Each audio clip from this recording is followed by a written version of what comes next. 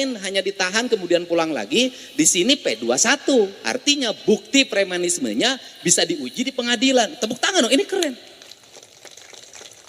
Kenapa? Saya udah ngomong tadi ke teman-teman Kemenko Polkam, saya bilang kalau tidak berproses P21, maka dilepas lagi berarti premanisme bukan pidana. Ini catatan penting. Loh, kalau bukan pidana ngapain ditangkap? Ditangkap ini berarti ada unsur pidana. Nah, tetapi pemerintah harus memikirkannya apa? Mereka yang tidak terbukti pidana, tapi ikut-ikutan bergelombol dengan mereka menjadi preman, berarti pemerintah harus membuat ruang kesadaran. Maka nanti barak militer, barak Polri, itu adalah barak untuk merubah pikiran manusia jadi dari buruk jadi baik. Dan kita juga harus mendorong dia untuk bekerja dan menyiapkan lapangan kerja. Karena premanisme bisa lahir juga karena ketidaktersediaan lapangan kerja. Sehingga nanti mereka cocoknya lapangan kerjanya apa? Kalau misalnya gagah, orangnya pemberani, nekat, ya jadi security.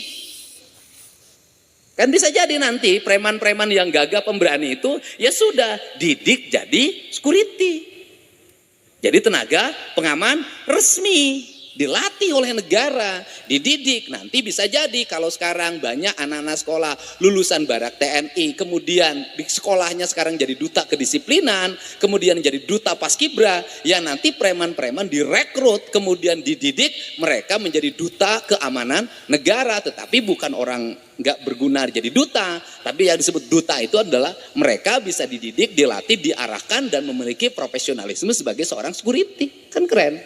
Nah, ini kan penting. Nah, kemudian termasuk juga di dalamnya keamanan perbankan. Kan saya otokritik ke Pak Dirut. Jadi Kasat Serse ini ke saya menyampaikan bahwa dia sudah meminta untuk menyerahkan barang bukti ini ke kepala cabang.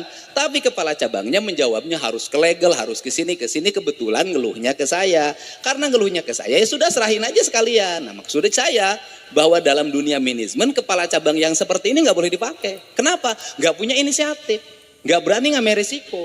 Karena pemimpin itu kalau ingin besar dia harus ngambil resiko. Sehingga saya jujur aja hari ini nggak boleh ketemu saya, nggak boleh datang. Saya bilang kenapa? Jangan datang ketika masalahnya sudah selesai.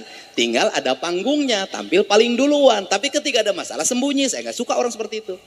Nah, jadi orang tuh harus berani ngambil resiko. Terakhir, ini jajaran P dan Dinas Perhubungan.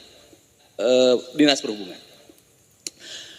Pertama, UPT, gitu kan? Kalau terlalu luas diperbanyak. Kalau terlalu luas, kan sekarang ada 6 UPT. Kalau terlalu luas diperbanyak. Tetapi menurut saya manajemen itu harus sedikit.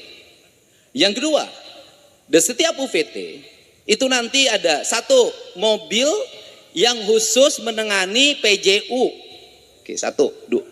Dua, mobil yang PJU ini juga harus bisa menangani kerusakan CCTV. Yang kedua, mobil yang khusus mengurus persoalan kebersihan. Bagaimana ketersediaan mesin potong rumput?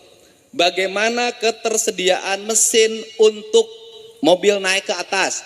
Benerin spanduk yang sobek, cabut spanduk yang sudah tidak layak lagi. Potong tiang-tiang billboard segala macam yang tidak berizin dan merusak estetika jalan. Ini.